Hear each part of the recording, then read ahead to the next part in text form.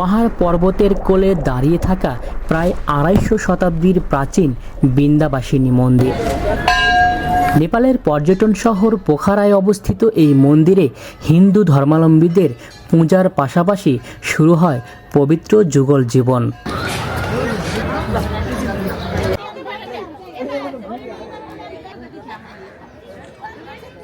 হিন্দু ধর্মে বিয়ে একটি পবিত্র সংস্কার।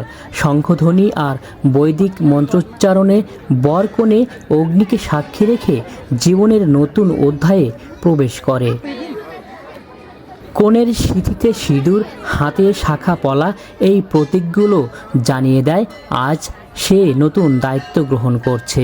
৭ পাক আর প্রতিজ্ঞার মধ্য দিয়ে গড়ে ওঠে আজীবনের বন্ধন।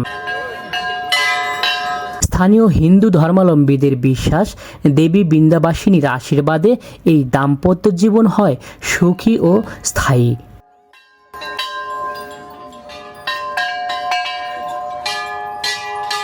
তাই পাহাড়ের ছায়ায় এই মন্দির আজও বহু যুগল জীবনের সূচনাস্থল।